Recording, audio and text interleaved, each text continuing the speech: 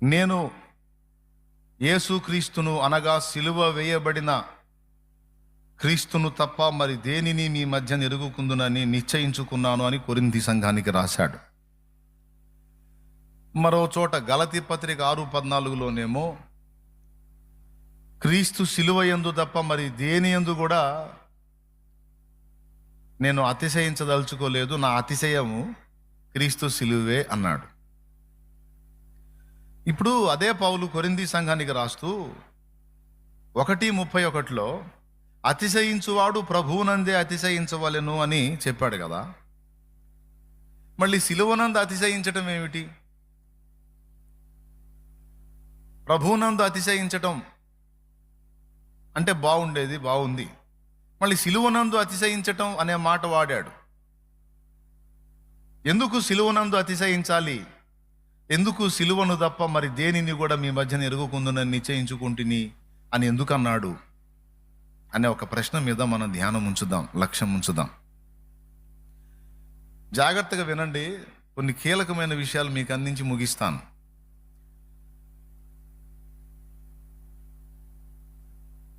యేసుక్రీస్తు సిలువ ప్రత్యేకమైనది. ఇక సిలువ తప్ప మనం చెప్పుకునే గొప్పలన్నీ లోకంలో కూడా ఉన్నాయి. సింపుల్గా మీకు డైరెక్ట్గా పాయింట్లోకి తీసుకొస్తున్నా. ఇప్పుడు మీరు ఎవరికైనా లోకస్తులకు క్రీస్తుని పరిచయం చేయడానికి అద్భుతాలను వాడారనుకో, చర్చికి రా, నీకెందుకు జబ్బులు తగ్గుతాయి, అప్పులు తీరుతాయి, సమస్యలు పోతాయి, ఉద్యోగం వచ్చిద్ది, పిల్లలు పుడతారు అని నువ్వు చెప్పావు అనుకో, అన్య జనుల్లో కొంతమంది ఏమంటారో తెలుసా? మేము పోయిన దగ్గర కూడా పోయినప్పుడు మాకు అప్పులు తీరినాయి అంటారు. మేము పోయే దగ్గరకు పోయినప్పుడు కూడా మాకు పిల్లలు పుట్టారంటారు.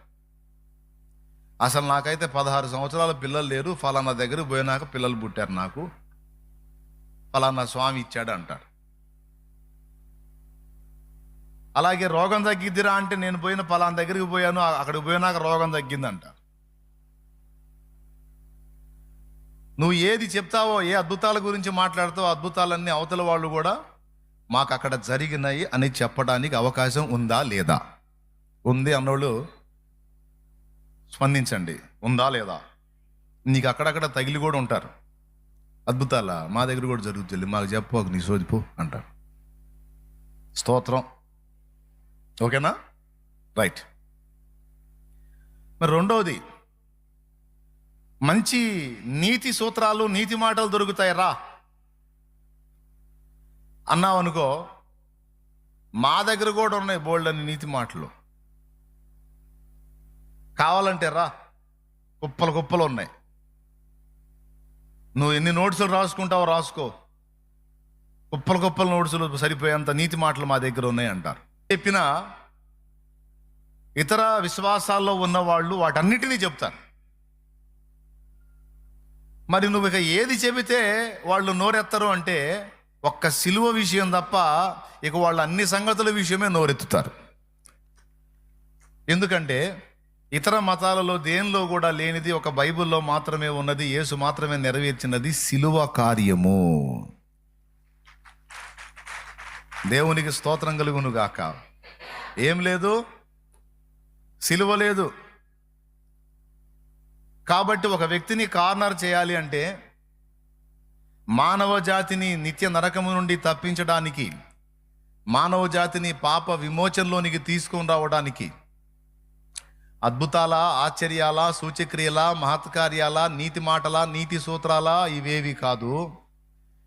దేవుడే తనను తాను బలిగా అర్పించుకున్నటువంటి ఘట్టము సిలువలో జరిగింది. ఆ సిలువ మాత్రం ఇక దేనిలో లేదు. కొన్నింటిలో సిలువ సూచనగా కనబడినా వాళ్ళు దాన్ని గుర్తించే పొజిషన్లో లేరు. సిలువ స్పష్టముగా చెప్పబడింది పరిశుద్ధ బైబిల్ గ్రంథములో మాత్రమే. అందుకే పౌలు అన్నాడు, నేను మీ దగ్గరకు వచ్చినప్పుడు వాక్చాతుర్యముతో కానీ జ్ఞానాతిశయముతో కానీ వచ్చిన వాడను కాను. అంటే వాక్చాతుర్యం అంటే తీయని లాలన మాటలు, అలాగే లోక సంబంధమైన జ్ఞానం. కొంతమంది లోక సంబంధమైన జ్ఞానంలో మంచి అగ్రగణ్యులుగా ఉంటారు. వాళ్ళు ఏ సబ్జెక్టుల గురించైనా అడుగు మాట్లాడతారు, ఏ విషయాన్ని గురించైనా అడుగు వాళ్ళు మాట్లాడతారు. అంటే అంత బాగా లోక జ్ఞానం ఉంటుంది. దాన్ని జ్ఞానాతిశయము అంటారు. వాళ్లకు కలిగినటువంటి జ్ఞానాన్ని బట్టి అతిశయపడతా ఉంటారు. నేను మీ దగ్గరకు వచ్చినప్పుడు నాకు తెలిసిన సబ్జెక్టులను మీ ముందు విశదపరచడానికి నా జ్ఞానము దాన్ని గూర్చి అతిశయపడటాన్ని నేను ట్రై చేయలే. ఎందుకంటే నా జ్ఞానాన్ని నేను చూపించుకున్నాను అనుకో, మీ దగ్గర కూడా నాకు మించిన జ్ఞానులు ఉంటారు, మా దగ్గర కూడా జ్ఞానం ఉందంటారు. ఇంకా నేను ఏవి చేసినా మా దగ్గర కూడా అవి ఉన్నాయి అంటారు మీరు. కాబట్టి మీకు సౌండ్ లేకుండా ఉండాలంటే నేను ఒకటి చేయాలి. అదేంటంటే నేను యేసుక్రీస్తును, అనగా సిలువ వేయబడిన యేసుక్రీస్తును తప్ప మరి దేనిని మీ మధ్య ఎరుగుకుందునని చేయించుకుంటుని యేసుక్రీస్తుని, అదే సిలువ వేయబడిన క్రీస్తుని మీకు చూపించాలి. అంతే.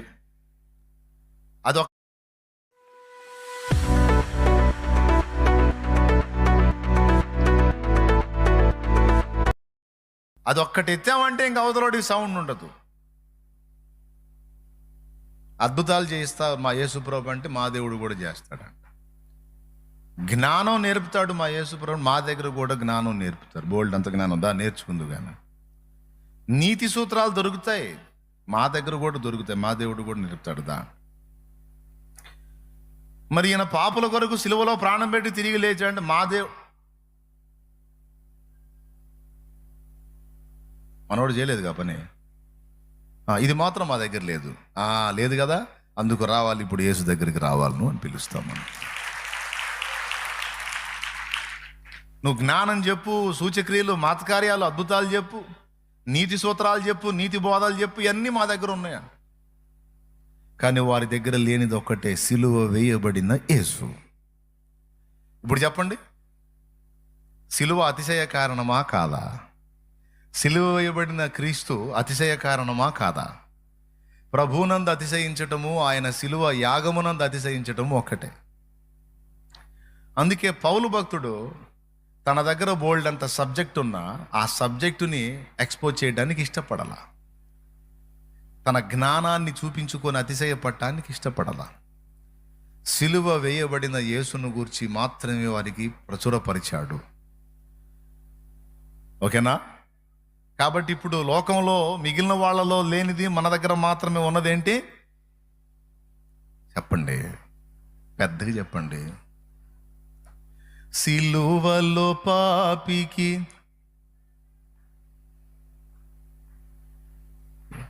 విడుదల కలిగిందా?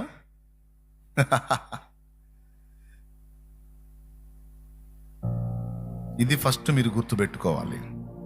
ఇక మిగిలిన ఏవి చెప్పినా వేటిని బట్టి కూడా నువ్వు యేసును హత్తుకోవటానికి లేదు. మిగిలిన అద్భుతాలను బట్టో, సూచక్రియలను బట్టో, నీతి మాటల్ని బట్టో, మరి దేన్ని బట్టో నువ్వు యేసు కనెక్ట్ అయ్యావు అనుకో, ఈ అవతలు కూడా దొరికినప్పుడు నువ్వు అటు కూడా కనెక్ట్ అయ్యే అవకాశం ఉంది.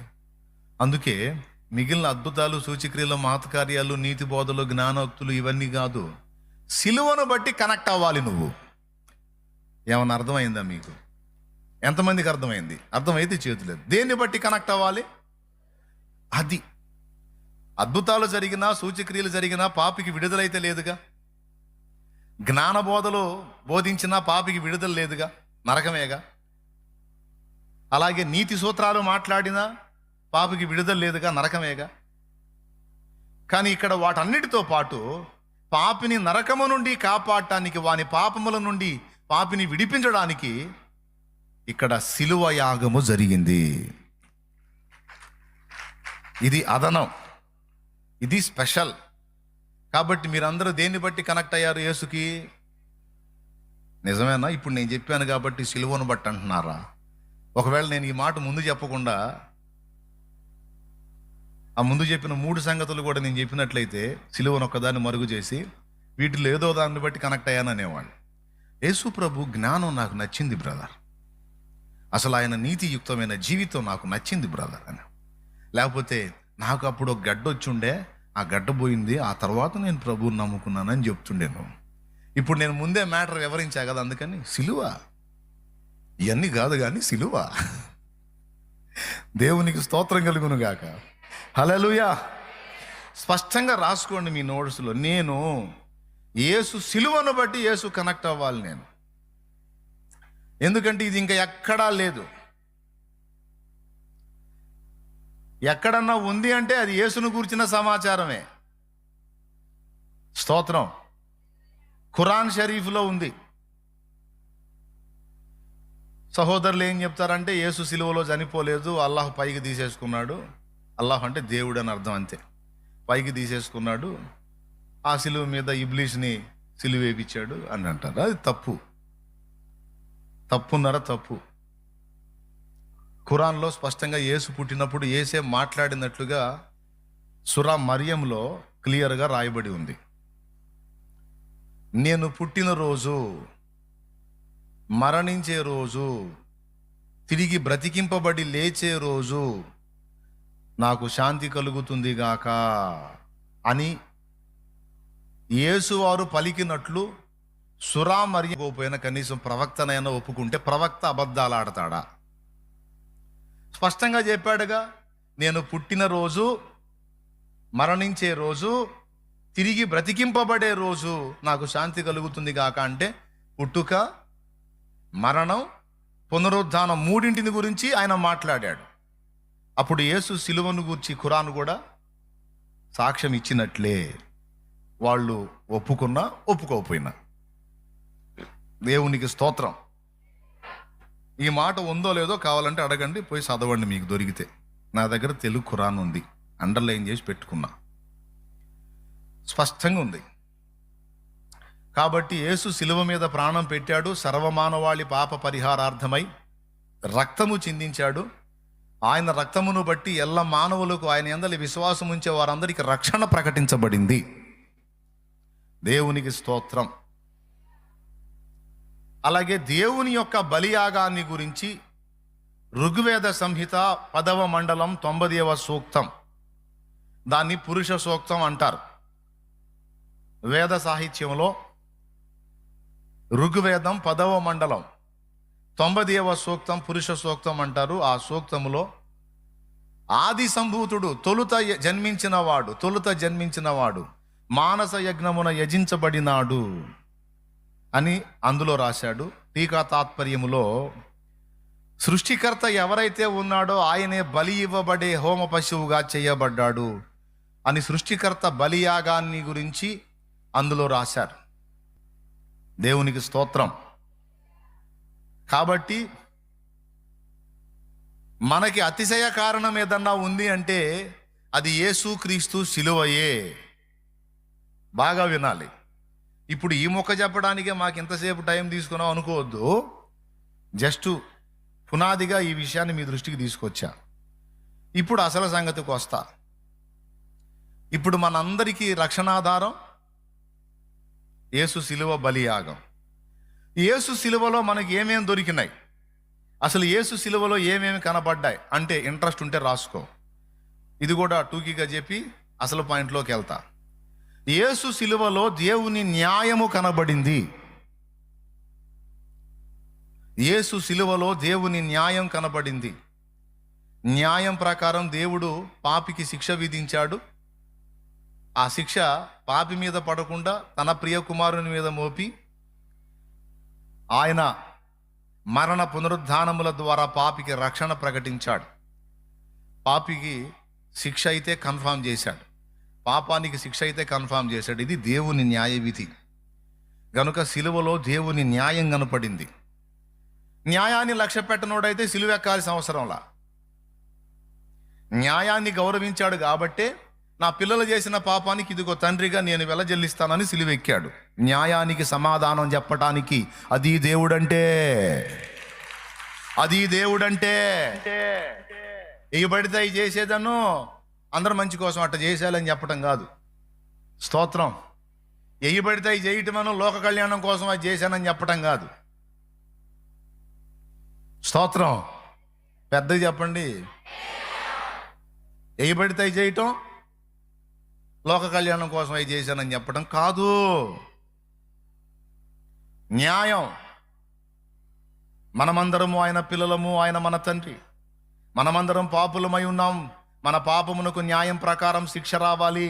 మనం ఇచ్చే లంచాలు తీసుకొని దేవుడు వదిలిపెడితే దేవుడు తేడా అవుతాడు. కాబట్టి లంచాలు పరిష్కారం కాదు. దేవుడికి ఏదో ఇస్తే అవి తీసుకొని వదిలేసేదానికి అది పరిష్కారం కాదు.